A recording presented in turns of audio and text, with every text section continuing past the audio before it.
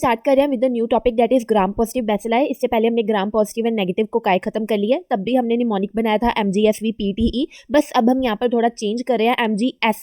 वहाँ पर S क्या था, एंटीबायोटिक सेंसिटिविटी। यहाँ पर उस S की जगह हम B पढ़ेंगे, that is biochemical behaviour towards physical and chemical agents. बस ये चेंज है, बाकी सब कुछ सेम है। तो मैंने ये तुम्हें पहले भी बताया था, रीसेंट एग्जाम पैटर्न के अकॉर्डिंग 2 क्वेश्चन आएंगे, दोनों बैक्टीरिया ही होंगे, उनमें से एक अटेम्प्ट करना है ना। तो ऐसे फॉर एग्जाम्पल तुम्हें पेपर में क्वेश्चन आया क्लोस्ट्रीडियम टेटनाई पे, सबसे पहले तुम आइडेंटिफाई करोगे कि वो है किसके अंडर आता है, वो ग्राम पॉजिटिव बैसिलाई के अंडर आता है। तो तुम क्वेश्चन को स्टार्ट कैसे करोगे, सबसे पहले इंट्रोडक्शन दोगे कि clostridium टेटनाई is a gram positive bacilli. फिर ग्राम पॉजिटिव बैसिलाई क्या होते हैं वो बता दोगे। Rod shape bacteria gram stain में क्रिस्टल वॉयलेट कलर को रिटेन करते हैं, उनको कहते हैं। इतना बताने के बाद तुम क्लोस्ट्रीडियम टेटनाई की इंट्रोडक्शन दोगे थोड़ी बहुत ही कि कौन सी डिसीज कॉज करता है, ये बैक्टीरिया कौन कौन से इन्वायरमेंट में रहता है। फॉर एग्जाम्पल ये सॉइल, वाटर, डस्ट में ऐसे जगह पे रहता है, उसका इन्वायरमेंट बता देना, ठीक है। और मॉर्फोलॉजी से फिर हम मेनली स्टार्ट करेंगे। सबसे पहले हम अब इसकी मॉर्फोलॉजी देखते हैं, ठीक है। तो सबसे पहले बैसिला या तो मतलब बैसिलस मतलब रॉड शेप या ड्रमस्टिक शेप, ये इसकी मॉर्फोलॉजी है। एंड जो ये वाला बैक्टीरिया होता है इसके पास टर्मिनल पोर्स होते हैं, ये मैं तुम्हें अभी दिखाती हूँ। इसके अलावा इसके पास फ्लैजेला होता है, पेरिट्राइकस फ्लैजेला, एंड कैप्सूल नहीं होता। मैंने तीनों बैक्टीरिया साइड बाय साइड बताने हैं, फिर इजीली लर्न हो जाएगा। सिमिलरली जो क्लोस्ट्रीडियम बोटुलिनम है, इसकी इंट्रोडक्शन बताने के बाद सेम जो बैसिलस के अंडर है वो सारे रॉड शेप्ड ही होंगे। ये भी रॉड शेप्ड है, इसके पास भी फ्लैजेला है, पर इनके पास टर्मिनल पोर्स है। यहाँ पर देखो क्लोस्ट्रीडियम टेटनाई के पास टर्मिनल स्पोर्स है। टर्मिनल बैक्टीरिया ये स्पोर है, टर्मिनल पे है, बिल्कुल सेंटर में नहीं है। पर इन दोनों के पास में क्या है, इसके पास क्या सब टर्मिनल स्पोर्स है। सिमिलरली जो क्लोस्ट्रीडियम परफिंजेंस होता है उसके पास भी ऐसे सब टर्मिनल्स होते हैं, ये कोई दूसरा बैक्टीरिया है। उसके बाद देखो तीनों के पास स्पोर्स कौन से है वो बता दिए, फ्लैजिला किसके पास है वो बता देना है, कैप्सूल किसके पास है किसके पास नहीं है वो बता देना है, और शेप बता देनी है। अब इसको लर्न करने का तरीका, रॉड शेप दोनों ही है। देखो पहले दोनों के पास फ्लैजिला है, दूसरे के पास नहीं है। पहले दोनों के पास कैप्सूल है पर तीसरे के पास नहीं है। इतना समझ आ गया। उसके बाद इसके पास टर्मिनल स्पोर्स है पर इस दोनों के बाद सब टर्मिनल स्पोर्स हैं। ऐसे करके तुम मॉर्फोलॉजी याद कर लो। उसके बाद आते हैं ग्रोथ फीचर्स। तो मैं तुम्हें ये पहले ही बता दूं, जो क्लोस्ट्रीडियम जीनस है, ठीक है, क्लोस्ट्रीडियम इज अ जीनस, उसमें जितनी भी स्पीशीज आती है लाइक टेटनाई, बोटुलिनम, परफिंजेंस, डेफिसल, ये सारे ही एनारोब्स होते हैं, मतलब कि इनको ऑक्सीजन रिक्वायरमेंट नहीं होती फॉर ग्रोथ। तो ये क्लियर है ग्रोथ फीचर्स में कि किन किन इन्वायरमेंट में ग्रो करते हैं। ऑब्लिगेट एनारोब है, मतलब इनको ऑक्सीजन नहीं चाहिए, ठीक है, एनारोब है। बट जो क्लोस्ट्रीडियम परफिंजेंस है ना, इसकी थोड़ी सी एक्सेप्शन है कि जो ये वाला बैक्टीरिया है ये माइक्रो एरोफिलिक भी हो सकता है, मतलब कि ऐसे कि इन्वायरमेंटल कंडीशंस जहाँ पर ऑक्सीजन हो बट बहुत लो कंसंट्रेशन में हो, तो ये वहाँ पर भी ग्रो कर जाते हैं। फाइन। उसके बाद इसकी ये ग्रो, अब हम ग्रोथ फीचर्स पढ़ रहे हैं ना, तो कौन से मीडिया या कौन से अगार में ये अच्छे से ग्रो होते हैं, तो तीनों के तीनों ही न्यूट्रिएंट मीडिया में ईजिली ग्रो कर जाते हैं। तीनों ही सारे ही सी स्पीशीज जो है तीनों ही न्यूट्रिएंट अगार में ईजिली ग्रो कर जाते हैं। अब इनकी कॉलोनीज की अपीयरेंस देखो।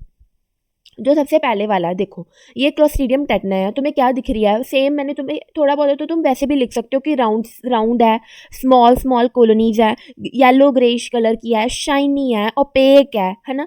तो ये क्या होगी, इसकी कॉलोनी की appearance, round, smooth, greyish, yellow and opaque, ठीक है। उसके बाद है क्लोस्ट्रीडियम बोटुलिनम, इसकी क्या है, बिट्रस कंसिस्टेंसी होती है, बटर लाइक कंसिस्टेंसी है, दिख रही है, येलो कलर अपीयरेंस है, शाइनी कलर है।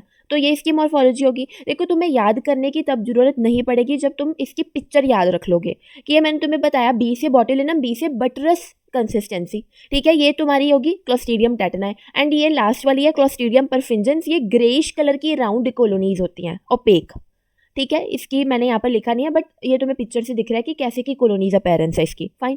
उसके बाद ये चीज़ें तुमने याद रखनी है कि एक अगर हम इनको रॉबर्टसन कुक्ड मीट मीडियम में ग्रो करवाएंगे तो तब कौन कौन से फीचर्स आते हैं। तो दोनों एक्चुअली तीनों में ही थोड़े थोड़े सेम ही हैं कि hydrogen sulphide gas and ammonia gas, ये दो प्रोड्यूस होती है जब इस मीडिया में हम इनको ग्रो कराते हैं, और जो मीट होता है इस मीडिया का वो ब्लैक कलर का हो जाता है। सिमिलरली इसमें भी ऐसे ही होता है, hydrogen sulphide gas and ammonia gas produce होती है एंड फाउल स्मेल आ जाती है।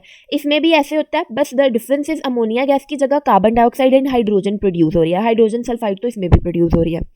इतना समझ आ गया। अब हम इसको रिवाइज करते हैं कि तुम्हें यहाँ पर ही लर्न हो जाए। पहले हमने पढ़ा ग्राम पॉजिटिव बैसिलाई क्या होता है, तुमने पहले इसकी इंट्रोडक्शन देनी है, फिर इसके अंदर जितने भी 6 बैक्टीरियाज आने हैं वो हम पढ़ रहे हैं साइड बाय साइड। तो सबसे पहले क्लोस्ट्रीडियम टेटनाई, इसकी इंट्रोडक्शन तुम दोगे। उसके बाद हमने फर्स्ट स्टार्ट कर देनी है मॉर्फोलॉजी से। तीनों की मॉर्फोलॉजी सिमिलर ही है, ठीक है। मैंने बनाई है ऐसे कि तुम्हें थोड़ी लर्न हो जाए। रॉड शेप्ड तीनों है। पहले दो के पास क्या था, फ्लैजिला था, पर तीसरे के पास नहीं था। पहले दो के पास कैप्सूल नहीं था, पर तीसरे के पास था। ऐसे याद करो, पहले के पास टर्मिनल पोर्स थे, पर बाकी दोनों के पास सब टर्मिनल पोर्स थे। ये इस पिक्चर को ध्यान मत देना, इन दोनों पे ध्यान देना, ठीक है। सब टर्मिनल पोर्स कैसे होते हैं, जो थोड़े सेंटर में हो, बट टर्मिनल्स जो बिल्कुल एंडिंग पे हो। इतना क्लियर है। Morphology clear. फिर ग्रोथ फीचर्स में मैंने तुम्हें क्या बताया कि तीनों के तीनों ही न्यूट्रिएंट मीडिया पे इजीली ग्रो कर जाते हैं। वो न्यूट्रिएंट मीडिया कोई nutrient agar, blood agar, Marshall's medium, Robertson cooked meat medium, ये सारे हो सकते हैं न्यूट्रिएंट मीडिया, फाइन। और कॉलोनीज की अपीयरेंस तुम पिक्चर से याद रखोगे। ये वाली पिक्चर जो सबसे पहले वाली क्लोस्ट्रीडियम टेटनाई की है, greyish yellow colour, round small colonies है एंड ओपेक सी है, शाइनी है, फाइन। फिर मैंने तुम्हें बी से बॉटुलिनम, बी से बटरस कंसिस्टेंसी में इरेगुलर शेप में ये कॉलोनीज होती है, स्लाइटली येलो वाइट कलर है। उसके बाद लास्ट वाली जो क्लोस्ट्रीडियम परफिंजेंस, ये कैसे का दिख रहा है, ग्रेइश कलर की है एंड शाइनी सी है, फाइन। फिर मैंने तुम्हें यहाँ पर एक स्पेशल चीज बताई है कि क्लोस्ट्रीडियम जो सी जीनस है, इनको अगर हम रॉबर्टसन कुक्ड मीट मीडियम में ग्रो कराएंगे तो hydrogen sulphide gas and ammonia gas produce होगी, फाउल स्मेल, एंड जो मीट है वो ब्लैक कलर का हो जाएगा। इसके केस में हाइड्रोजन सल्फाइड के साथ अमोनिया की जगह hydrogen and carbon dioxide gas produce होगी। क्लियर है इतना, MG, ये दो क्लियर हो गए। अब आगे आ जाओ बी, बायोकेमिकल बिहेवियर, कि फिजिकल एंड केमिकल एजेंट्स के टुवर्ड्स इनका बिहेवियर कैसे क्या है, कि उसके अगेंस्ट ये रेजिस्टेंट है या किल हो जाते हैं, ससेप्टेबल है। अब हम ये पढ़ते हैं, इसका क्या सिग्निफिकेंस है। इससे हमें पता चल जाएगा कि ये बैक्टीरिया किसके अगेंस्ट रेजिस्टेंट है, मतलब इन मेथड्स अगर हम यूज़ करें तो उससे ये किल नहीं हो रहा, और किसके अगेंस्ट ये ससेप्टेबल है, मतलब अगर हम ये डिसइंफेक्टेंट या ये फिजिकल एजेंट यूज़ कर रहे हैं तो ये मर रहा है। दिस इज द सिग्निफिकेंस कि हम क्यों स्टडी कर रहे हैं बायोकेमिकल बिहेवियर इन बैक्टीरिया का। तो ध्यान से सुनना, जो क्लोस्ट्रीडियम टेटनाई है, अगर हम उसको ड्राई हीट करेंगे at 160 degree centigrade for 1 hour, ये नहीं मरेगा।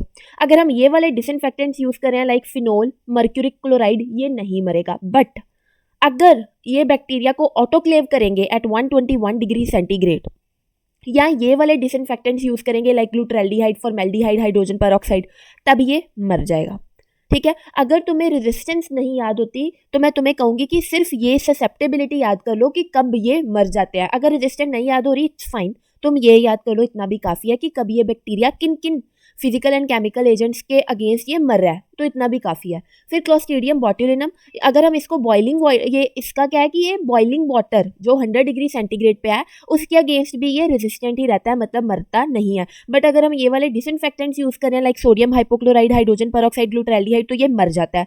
इसका भी सेम है, अगर हम इसको boiling water at 100 degree centigrade के अगेंस्ट ये क्या है, रेजिस्टेंट है, बट सेम अगर हम ये वाले डिसइंफेक्टेंट्स यूज़ करें तो ये मर जाता है। तो ये मैंने लिखे ही ऐसे है कि तुम्हें थोड़ा बहुत सिमिलर लगे, कि तुम्हें याद हो जाए किसके अगेंस्ट रेजिस्टेंट है और किसके अगेंस्ट ये सेंसिटिव है, क्लियर। उसके बाद है वायरुलेंस फैक्टर्स। तो सबसे पहले जो क्लोस्ट्रीडियम वायरुलेंस फैक्टर क्या है, मैंने तुम्हें पहले भी बताया था, वो फैक्टर्स जो इनको हमारे अंदर डिसीज कॉज करने में या अपने सिम्टम्स जनरेट करने में हेल्प कर रहे हैं, हम उनको कहते हैं वायरुलेंस फैक्टर। तो सबसे पहले क्लोस्ट्रीडियम टेटनाई का देखो, ये इसका वायरुलेंस फैक्टर कौन है, टॉक्सिन जो ये प्रोड्यूस करता है, जिसका नाम क्या है, टेटनस टॉक्सिन, ठीक है। अब ये दो तरीके के टेटनस टॉक्सिन है, एक है टेटनोलाइसिन, एक है टेटनोस्पाज्मिन। नाम से क्लियर है, जो टेटनोलाइसिन है ना, ये एक्ट कर रहा है एज अ हीमोलाइसिन। हीमोलाइसिन मतलब जो हमारे आरबीसी को तोड़ेगा, लीडिंग टू हीमोलिटिक एनीमिया। तो ये वाला टॉक्सिन एक्ट कर रहा है हीमोलाइसिन, मतलब आरबीसी ब्रेक डाउन करेगा, कॉजिंग हीमोलिटिक एनीमिया। दूसरा है tetanospasmin, the name is self explanatory itself, मतलब जो हमारे muscle spasm, severe muscle contraction को कॉज कर रहा है, that toxin is tetanospasmin, this is a neurotoxin, ठीक है। ये जो बेसिक सिम्टम होता है टेटनस का, कि सेवियर मस्कुलर स्पाज्म होता है, दिस टॉक्सिन इज रिस्पॉन्सिबल, कौन सा, टेटनोस्पाज्मिन, क्लियर है। उसके बाद अब क्लोस्ट्रीडियम बॉटुलिनम, इसके वायरुलेंस फैक्टर कौन है, इसके भी टॉक्सिन है, टॉक्सिन का नाम क्या है, बॉटुलिनम टॉक्सिन। अब ये जो बॉटुलिनम टॉक्सिन है ना, ये हमारा पेरिफेरल नर्वस सिस्टम पे एक्ट करता है और क्या कॉज करता है, पैरालिसिस एंड हाइपोटोनिया। हाइपोटोनिया मतलब कि मसल टोन की रिडक्शन होनी, तो पैरालिसिस कॉज करता है botulinum toxin and hypotonia of our muscles, clear. उसके बाद है क्लोस्ट्रीडियम परफिंजेंस, इसके जो टॉक्सिन्स है, ये 4 टाइप्स के टॉक्सिन्स हैं, इनके तो नाम भी इजी है, alpha toxin, beta, epsilon, iota and enterotoxin. अब जो हर एक टॉक्सिन जो है उसका अलग अलग हमारे अंदर जो इफेक्ट है, जैसे कि जो अल्फा टॉक्सिन है वो हमारे अंदर टिश्यू डिस्ट्रक्शन करता है, लाइक गैस गैंग्रीन कॉज करता है। वैसे ही जैसे जो बीटा टॉक्सिन है वो हमारे अंदर नेक्रोटाइजिंग एंटराइटिस कॉज करता है, मतलब जो हमारी इंटेस्टाइन है उसके जो सेल्स हैं उनको दैट नेक्रोटाइज करा है, समझ रहे हो। उसके बाद है एप्साइलन वाला, ये ब्रेन एंड लंग एडिमा करता है। एंड लास्ट वाला जो एंटेरोटॉक्सिन है वो फूड पॉइजनिंग कॉज करता है। फाइन, मतलब कि नोजिया, वॉमिटिंग, डायरिया, वो वाले सिम्टम्स ये वाला कॉज करता है। अगर इनके जो ये क्या कॉज करे वो नहीं याद हो रहा तो टॉक्सिन के नाम तो एटलीस्ट याद रखना। Alpha toxin tissue destruction, beta वाला नेक्रोटाइजिंग एंट्राइटिस, एप्साइलन वाला ब्रेन एंड लंग एडिमा, इतना याद रख लो, ठीक है। अब MGBV तक कर लिए। अब नेक्स्ट इज पी से क्या है, पैथोजेनिसिटी या पैथोजेनेसिस। अभी हमारे अंदर कर क्या रहा है, कौन कौन सी, अब पैथोजेनिसिटी का मतलब क्या था, ability of bacteria to cause disease, क्या क्या कॉज कर रहा है। अब जो क्लोस्ट्रीडियम टेटनाई है ये तुम अच्छे से ध्यान रख लो, जब कोई भी ऐसे का ऑब्जेक्ट हमारे, जैसे कई बार क्या होता है, हमें कहते हैं ना कि कोई भी आयरन की चीज़ अगर हमें लगी है, स्पेशली अगर उसके रस्ट लगी थी तो तभी हमें टेटनस का इंजेक्शन लगवा लेना चाहिए, क्योंकि हम उसको कंटेमिनेटेड मानते हैं। तो ये इन्फेक्टेड वूंड से, इन्फेक्टेड ऑब्जेक्ट से या कोई भी ऐसे इन्वायरमेंट से हमारे अंदर जाता है, ठीक है। नॉर्मली हमारे अंदर क्लोस्ट्रीडियम टेटनाई प्रेजेंट नहीं होता। तो ये जो क्लोस्ट्रीडियम टेटनाई है ये हमारे अंदर वूंड से, इन्फेक्टेड वूंड से ये एंटर होता है। और ये अब कॉज क्या करता है, मेन तो ये है, ये क्या कॉज करता है, ascending and descending tetanus cause कर सकता है, जनरलाइज्ड टेटनस कॉज कर सकता है, local and cephalic tetanus cause कर सकता है, या नियोनेटल टेटनस। अब ध्यान से समझना असेंडिंग एंड डिसेंडिंग में डिफरेंस क्या है। देखो, असेंडिंग मतलब कि नीचे से ऊपर को जाएगा। मान लो मेरे हाथ पे, ठीक है, फिंगर्स पे अगर कोई वूंड हुआ था तो वहाँ पर नर्व एंडिंग्स होंगी, तो उस वूंड पे सी टेटनाई ने इन्फेक्शन कॉज कर दी। अब ये सी टेटनाई बैक्टीरिया नर्व एंडिंग्स के थ्रू ऊपर को जा रहा है, ब्रेन की तरफ, मतलब पहले इसने नीचे वाली मसल्स अफेक्ट की हैं, फिर ऊपर वाली की है, हेड एंड नेक की, दैट इज असेंडिंग टेटनस, नीचे से ऊपर। पर अगर ये इंट्रावेनसली हमारे अंदर बैक्टीरिया चले जाए, इंट्रावेनसली, ठीक है, तो तब क्या करेगा, ब्लड के साथ ही सबसे पहले ऊपर वाली मसल्स, मतलब हेड एंड नेक की मसल्स को अफेक्ट करा है, फिर ये नीचे को आ रहा है, नीचे वाली बॉडी की तरफ, मतलब ऊपर से नीचे गया। बट इस केस में वुंड इन्फेक्शन के कारण नहीं हुआ, आईवी अगर ये इंट्रावेनसली हमारे अंदर एंटर किया ब्लड स्ट्रीम के थ्रू, तब ये ऊपर से नीचे जब अफेक्ट करता है उसको कहते हैं डिसेंडिंग टेटनस। पहले ऊपर वाली हेड एंड नेक मसल्स को अफेक्ट किया, फिर नीचे वाली बॉडी को। समझ आ गई, असेंडिंग टेटनस नीचे से ऊपर, वुंड इन्फेक्शन के केस में ऐसा होता है, एंड डिसेंडिंग टेटनस ऊपर से नीचे, ये इंट्रावेनसली जब एंटर करता है बैक्टीरिया तब होता है। नेक्स्ट है जनरलाइज्ड टेटनस, नाम से क्लियर है, होल बॉडी की जो मसल्स हैं, when all the muscles are involved, that is generalised tetanus and this is the most severe form of tetanus. इसमें जो प्रोमिनेंट सिम्टम्स जो बिल्कुल आते हैं, पूरी बॉडी जब कंट्रैक्ट, उसकी पूरी बॉडी की muscles voluntary involuntary muscles contact कर रही हैं, तो दिस कुड बी फेटल, क्योंकि it can cause respiratory failure, क्योंकि जनरलाइज्ड टेटनस के केस में रेस्पिरेटरी मसल्स भी इन्वॉल्व हो जाती हैं। फिर है local and cephalic tetanus, generalised tetanus से उल्टा है लोकल टेटनस, जहाँ पर मान लो एक मेरी हाथ पे वूंड हुआ है and that wound is infected with C tetani bacteria, तो उसके सराउंडिंग में जो मसल्स हैं, जब only those muscles are involve, तो उसको कहेंगे लोकलाइज्ड टेटनस, ठीक है। Cephalic tetanus, again the name is self explanatory, cephalic, हम सिफेलिक वर्ड किसके लिए यूज करते हैं, हेड एंड फेस के लिए। जब वूंड हेड या नेक, हेड या फेस पे प्रेजेंट था and that wound become infected with C tetani bacteria, तब जो वहाँ वाली head and neck, head and face की जो मसल्स अगर इन्वॉल्व होगी, फिर हम उसको कहेंगे सिफेलिक टेटनस। बट डिफरेंस क्या था, यहाँ पर हेड एंड फेस की मसल्स इन्वॉल्व हैं, तब हम कहेंगे that is cephalic tetanus. Clear, difference समझ आ गया। फिर है नियोनेटल टेटनस। अब देखो नाम से क्लियर है, नियोनेटल टेटनस मतलब जो बच्चों में हो रहा है। ये केस तब ज़्यादा देखने को मिलते हैं व्हेन द मदर, जब जो मदर को टेटनस वाली वैक्सीन नहीं मिली होती, ठीक है, तब ये वाले केसेस मिलते हैं। एंड जो नियोनेटल टेटनस है ये तब भी जब जो अम्बिलिकल कॉर्ड होती है, जब हम मदर को अम्बिलिकल, मतलब जो अम्बिलिकल कॉर्ड को काट देते हैं, उसके बाद जो रिमेनिंग पोर्शन फीटस बेबी के साथ रहता है, हम उसको कहते हैं अम्बिलिकल स्टम्प। जो रिमेनिंग पोर्शन काटने के बाद जो बचा हुआ पोर्शन अम्बिलिकल कॉर्ड का होता है, हम उसको क्या कहते हैं, अम्बिलिकल स्टम्प। और जब हम उसकी केयर नहीं करते तब वो stump could be infected by this bacteria, तो तब भी नियोनेटल टेटनस देखने को मिलता है, ठीक है। उसके बाद उसके केस में अगर हम देखें clostridium botulinum, clostridium botulinum, so the disease caused by this bacteria is known as botulism, ठीक है। अब it could be wound botulism, it could be infant botulism और it could be food borne botulism, ठीक है। सबसे पहले हम start करते हैं विद द वूंड बॉट्यूलिज्म। तो वूंड बॉट्यूलिज्म कब होता है? जब ये बैक्टीरिया इन्फेक्टेड वूंड के थ्रू हमारे अंदर आ रहा है, that is known as wound botulism. तो ये हमारी ब्लड अंदर आ गया, ब्लड स्ट्रीम में गया। तो जब ये ब्लड स्ट्रीम में जा रहा है, बेसिकली जो ये बैक्टीरिया होता है ये हमारे न्यूरोमस्कुलर साइनेप्सिस को टारगेट करता है। तो वहाँ पर क्या होना होता है, एसिटाइल कोलिन है ना, वो निकलता है और उसको रिसीव करती हैं साइड्स हमारी मसल्स। बट इस केस में वो एसिटाइल कोलिन को ब्लॉक कर देता है, उसका रिलीज ही नहीं होने देता, जिसके कारण क्या होगा, हम पैरालिसिस ऑफ मसल्स, क्योंकि मसल्स तो अब वर्क ही नहीं करेगी, एसिटाइल कोलिन न्यूरोट्रांसमीटर तो रिलीज ही नहीं हो रहा, वो तो उसको रिसीव ही नहीं कर पा रही क्योंकि इसने उसकी रिलीज को ही ब्लॉक कर दिया। ये क्लियर है? जो ये वाला बैक्टीरिया सी बॉट्यूलिनम, ये न्यूरोमस्कुलर साइनेप्सिस को टारगेट करता है, एसिटाइल कोलिन के रिलीज को ब्लॉक कर देता है, जिसके कारण पैरालिसिस हो जाता है, ठीक है। तो वूंड बॉट्यूलिज्म कब होगा? मैंने तुम्हें अभी बताया, इन्फेक्टेड वूंड के थ्रू ये बैक्टीरिया हमारे ब्लड में गया, ये अब क्या करेगा, ब्लड में गया, चला जगह जगह जा रहा है, तो पैरालिसिस कॉज कर रहा है। For example pharyngeal paralysis, for example oculomotor paralysis. Pharyngeal paralysis मतलब कि जो फेरेंक्स की मसल्स हैं उसको इसने पैरालाइज कर दिया, जिसके कारण पर्सन स्वेलो नहीं कर पाएगा, डिस्फेजिया हो जाएगा। सिमिलरली ऑक्यूलोमोटर पैरालिसिस आइस को अफेक्ट कर रहा है, आइस के मसल्स को, पर्सन अपनी आइस को ओपन एंड क्लोज वोलेंटरली नहीं कर पा रहा, ठीक है। ये दो कंडीशंस आती हैं, pharyngeal paralysis and oculomotor paralysis in case of wound botulism. Basically था क्या, वूंड के थ्रू इन्फेक्शन गई है। नेक्स्ट इज, पहले ये वाला देखो, फूड बॉर्न बॉट्यूलिज्म, नाम से क्लियर है, जब वो हम एक पर्सन ऐसे का फूड इंजेस्ट कर रहा है that is contaminated with this bacteria, तो उसको हम कहते हैं फूड बॉर्न बॉट्यूलिज्म, ठीक है। इसके केस में क्या जीआई सिम्टम्स ही आएंगे, क्योंकि ये अफेक्ट किसको कर रहा है, हमारे जीआई को तो कर रहा है। सिम्टम्स क्या होंगे, वॉमिटिंग, नोजिया, कॉन्स्टिपेशन, पर्सन को ड्राई माउथ बार बार फील होगा, उसको प्यास लगेगी बार बार, ठीक है। बाद में थोड़े टाइम बाद उसकी ये फेटल भी हो सकता है, क्योंकि एट लास्ट, क्योंकि फूड ने अब्जॉर्ब तो होना ही है, ब्लड में तो जाना ही है, ब्लड ने चारों तरफ तो घूमना ही है, तो it may lead to respiratory failure which could be fatal, ठीक है। तो ये वाले सिम्टम्स आएंगे फूड बॉर्न बॉट्यूलिज्म में। Next is infant botulism. तो ये वाला जो केस है, ये the infants which are up to 3 weeks to 9 month, उनके केस में मिलता है। अगर वो उनको भी अगर कोई कंटेमिनेटेड फूड या उनको भी कोई वूंड अगर हो गया, तो वो इन्फेक्टेड हो जाए विद दिस बैक्टीरिया, तो उस केस में उनको क्या हो जाता है, इन्फेंट बॉट्यूलिज्म।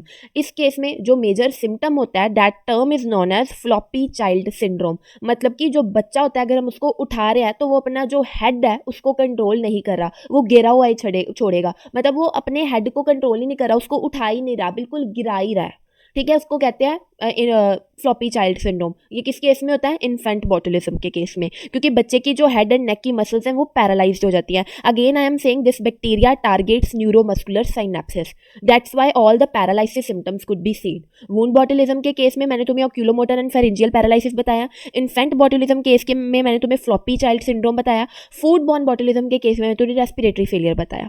फाइन। उसके बाद आता है क्लोस्ट्रीडियम परफिंजेंस। अब देखो, ये सभी वूंड को तो इन्फेक्ट कर ही रहे हैं, सिमिलरली ये भी वूंड इन्फेक्ट कर रहा है, बट इसके केस में ये वाले केसेस मिल सकते हैं कि सिंपली इसने सिर्फ कंटेमिनेट किया, मतलब ज़्यादा टॉक्सिन्स नहीं प्रोड्यूस करा, ना ज़्यादा मल्टीप्लाई हो रहा है, बस हीलिंग को डिले कर रहा है, तो मतलब कि कंटेमिनेशन ऑफ सिंपल वूंड, या तो ये केस हो सकता है वूंड इन्फेक्शन में। सेकेंड केस क्या, सेलुलाइटिस क्या होता है, जब when the deepest layer of skin that is affected, उसको क्या कहते हैं, सेलुलाइटिस। सेलुलाइटिस में होता क्या है, जो स्किन होती है वो इन्फ्लेम्ड हो जाती है, स्वोलन अप हो जाती है, पेन होती है, रेडनेस होती है, that term is known as cellulitis, infection of the deepest layer of skin. ये डेफिनेशन है सेलुलाइटिस की। बस ये इन्फेक्शन कॉज कौन कर रहा है, क्लोस्ट्रीडियम परफिंजेंस, तो इसको हम कहेंगे क्लोस्ट्रीडियल सेलुलाइटिस। तो सेकंड केस ये वाला है। Third case is gas gangrene. अब गैस गैंग्रीन कैसे, अब इसको ध्यान से समझो, इसकी पूरी मैकेनिज्म है कि क्लोस्ट्रीडियल परफिंजेंस गैस गैंग्रीन कैसे कर रहा है। तो सबसे पहले जब ये बैक्टीरिया हमारी बॉडी में एंटर हुआ, तब इसने क्या करना है, वहाँ पर जाके और मल्टीप्लाई करेगा और प्रॉपर ग्रोथ होगी इसकी। जब ये मल्टीप्लाई कर रहा है और ग्रोथ कर रहा है, तभी ये टॉक्सिन्स प्रोड्यूस करने लग पड़ता है। जो ये टॉक्सिन्स हो रहे हैं, ये जो टॉक्सिन ये प्रोड्यूस कर रहा है, ये हमारे टिश्यूज़ को मार रहे हैं, there is death of tissues. अब जब टिश्यूज़ की डेथ हो रही है ना, तो इसको और न्यूट्रिशन मिलना स्टार्ट हो जाता है। जब इसको न्यूट्रिशन मिल रहा है, ये वहाँ पर फीड कर रहा है, तो गैस फॉर्म करेगा, there is production of gas. Gas कौन सी प्रोड्यूस हो रही है, hydrogen gas and carbon dioxide gas, तो बन गया गैस गैंग्रीन। समझ आ गई, मैकेनिज्म समझ आया। ये बैक्टीरिया हमारी बॉडी में एंटर किया, वहाँ पर जाके ग्रोथ हुई, इसने मल्टीप्लाई किया, टॉक्सिन्स प्रोड्यूस किए, टॉक्सिन्स हमारे टिश्यूज़ को मारेंगे, जब वो मारेंगे सेल्स मर रहे हैं, इसको न्यूट्रिशन मिलेगा, जब ये उस पर फीड करेगा तो गैस प्रोड्यूस होगी। कौन सी gas? Hydrogen gas and carbon dioxide, leading to gas gangrene. समझ आ गया ये बैक्टीरिया गैस गैंग्रीन कैसे कॉज कर रहा है। दूसरा जो क्लोस्ट्रीडियम परफिंजेंस होता है ये फूड पॉइजनिंग कॉज कर रहा है and necrotising enteritis. Necrotising enteritis मैंने तुम्हें पहले भी बताया, इंटेस्टाइन के जो सेल्स होते हैं जब ये उनको नेक्रोज करना स्टार्ट कर दे, irreversible damage, that is known as necrotising enteritis. तो क्लोस्ट्रीडियम परफिंजेंस ने 3 काम किए, वुंड को इन्फेक्ट किया जिसमें फर्दर 3 केसेस थे, food poisoning and necrotising enteritis. ठीक है, अब हम पढ़ते हैं इनका ट्रीटमेंट एंड प्रिवेंशन। देखो ट्रीटमेंट हम क्या करेंगे, बैक्टीरिया तो इनके अगेंस्ट हम एंटीबायोटिक चलाएंगे। अगर पैरालिसिस हो रही है या जो सिम्टम्स आ रहे हैं हम उनको थोड़ा स्प्रेस करने की कोशिश करेंगे। ठीक है, मतलब सिम्टम्स को कंट्रोल करने की कोशिश करेंगे। पैरालिसिस हो रही है तो रेस्पिरेटरी फेलियर होगा, तो सभी के केस में हम एयरवे को मेंटेन करने की कोशिश करेंगे, पर्सन का जो ऑक्सीजन लेवल है हम उनको मेंटेन करने की कोशिश करेंगे। प्रिवेंशन में हम क्या करेंगे, वैक्सीन लगाएंगे, जो प्रोफाइलैक्टिक इम्यूनाइजेशन। सो ये जो मैंने अभी तुम्हें बताए हैं ना खुद, that are general treatment and prevention of all these 3 cases. अब हम इनको पढ़ लेते हैं। देखो इसके केस में मैंने तुम्हें बताया क्या हो रहा था, टेटनस के केस में मस्कुलर स्पाज्म होता है, तो हम उन स्पाज्म्स को एंड सिम्टम्स को कंट्रोल करने की कोशिश करेंगे। बैक्टीरिया तो उसके अगेंस्ट एंटीबायोटिक चलाएंगे। रेस्पिरेटरी फेलियर हो सकता है तो हम एयरवे एंड फीडिंग इंश्योर करेंगे। जो वुंड्स के मैंने तुम्हें बताया था, इन्फेक्टेड वुंड से ही तो ये फैलता है, तो हम डेब्राइटमेंट ऑफ वुंड, डेब्राइटमेंट क्या होता है, जो डेड टिश्यूज होते हैं या नेक्रोज्ड सेल्स होते हैं, हम जब उनको रिमूव करते हैं उसको कहते हैं, that procedure is known as debridement. तो हम उनको वुंड को डेब्राइटमेंट कर देंगे ताकि इन्फेक्शन थोड़ी कम कर सके, एंड प्रोफाइलैक्टिक इम्यूनाइजेशन ये प्रिवेंशन में आ जाएगा। उसके बाद क्लोस्ट्रीडियम बॉटुलिनम के केस में ट्रीटमेंट क्या होगा, क्योंकि ये बेसिकली फूड के कारण फैल सकता है। फूड बॉर्न बॉटुलिज्म के केस में ट्रीटमेंट क्या होगा, हम उसके टॉक्सिन्स को स्टमक से रिमूव कराएंगे with the help of gastric lavage. Gastric lavage हम किससे कराएंगे, 2 to 5% बाइकार्बोनेट सोल्यूशन से। ये किसके केस में, फूड बॉर्न बॉटुलिज्म के केस में, क्योंकि वहां पर जीआई सिम्टम्स आ रहे हैं, तो हम गैस्ट्रिक लेवाज परफॉर्म कराएंगे विद 2 to 5% बाइकार्बोनेट सोल्यूशन। या एंटी टॉक्सिन्स, क्योंकि टॉक्सिन्स तो ये रिलीज कर ही रहा था। ठीक है, ऑन प्रोफाइलैक्टिक मेजर्स, फाइन। उसके क्लोस्ट्रीडियम परफिंजेंस के केस में हम क्या करेंगे, क्योंकि यहाँ पर फूड पॉइजनिंग मेन है, तो यहाँ पर प्रॉपर कुकिंग ऑफ फूड हम करेंगे, refrigeration of left over food and electrolyte administration, same वही एंटीबायोटिक थेरेपी। ये है ट्रीटमेंट एंड प्रिवेंशन। एक और बात, जो क्लोस्ट्रीडियम परफिंजेंस होता है ना, जो ये बैक्टीरिया होता है, ये बेसिकली जो मोस्ट कॉमन केसेस आज तक दिखे हैं वो कब आया, जब पर्सन ने कैंड फूड इंजेस्ट किया था। तो इसको रोकने का बेस्ट तरीका क्या है कि कैंड फूड की इंटेक बिल्कुल ही कम कर दी जाए, क्योंकि ये कैंड फूड में ग्रो कर जाते हैं तो उसके थ्रू ये हमारे अंदर चले जाते हैं। इसलिए प्रॉपर कुकिंग ऑफ फूड और refrigeration of cooked food is very necessary.